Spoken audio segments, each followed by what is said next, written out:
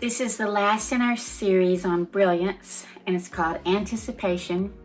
And we can't end a series on Brilliance without looking at Revelation, a book I rarely ever read because I don't understand it. It's way out of my comprehension, but we're going to look at it today as we end the series on Brilliance. Starting in verse 14 of chapter 1, we read this description of the Son of Man that's speaking to the writer. He has hair like white as snow and wool. His eyes are blazing fire.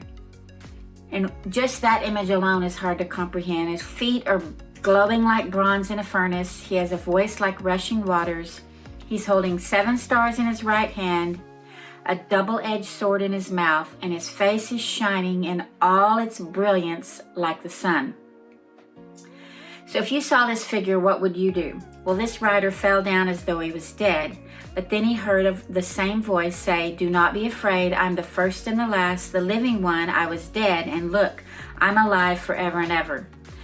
We read that his face was shining like the sun. It's all its brilliance, and so we should look at what is brilliant about the sun.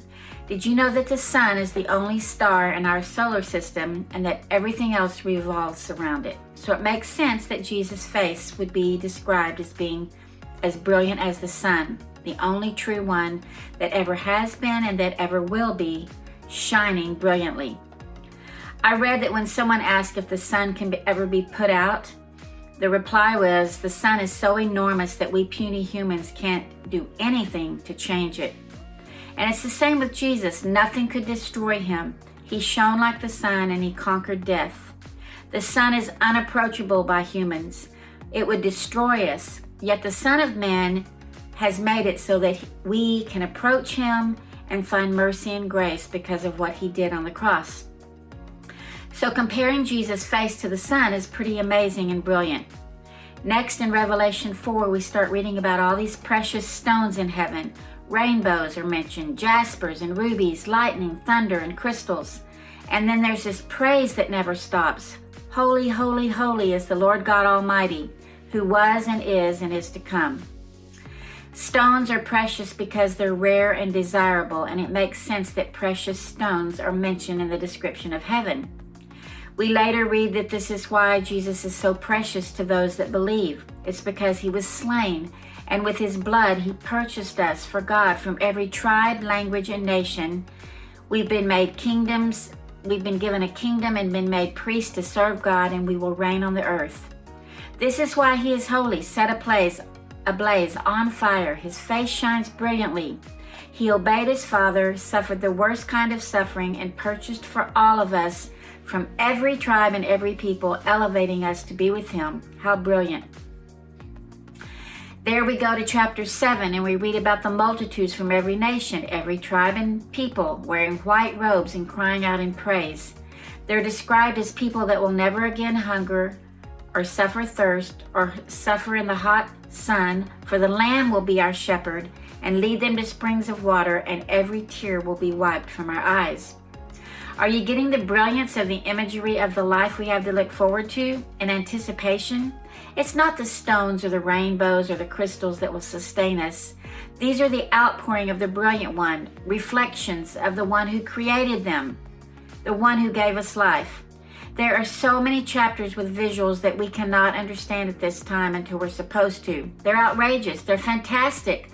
More than any of the Lord of the Rings series or any other beastly films that people love to watch over and over again. Nothing like it. And then we arrive to chapter 20, where the evil one is destroyed by fire, never to torment us again. And in the final chapter of Revelation is the summation of the brilliance of the one that called us, saved us, keeps us, and has made us to be like him, to live forever. Everything's made new. How brilliant that will be. There are no more evil ones present, no more taunting, no more death and suffering. Can you imagine? And this holy city arrives. It's like the brilliance of precious jewels, jaspers, and crystals. Precious stones are its foundation. They reflect the light of the brilliant one. There's no sun or moon because God himself is the light. There's talk of splendor, glory, and honor in this city where we all reside now together without thirst or hunger, because our needs are met in the one that has blazing feet and hair white as snow. Nothing impure or evil will ever enter again. Brilliance is a great word to consider on our mundane days of washing clothes, cleaning floors, raising kids, getting new tires, mending broken toys, settling disputes in our families, recovering from illnesses, sitting by the elderly, all the things that make up our life here on this earth, where none of these things shine like the sun, but rather create clouds over our mundane days. But when we stop and consider the brilliant one, his radiant clothes and ours that we wear because of what he did, how gloriously he wins, how his riches are ours. He's the masterly one, and he's oh so noble. He's the one that creates blankets of noise-absorbing snow. We can't help but wait with anticipation his coming and think ahead of the brilliance of the one who loved us first, so much that he gave so that we could live. Brilliance. Write that word down and consider it often.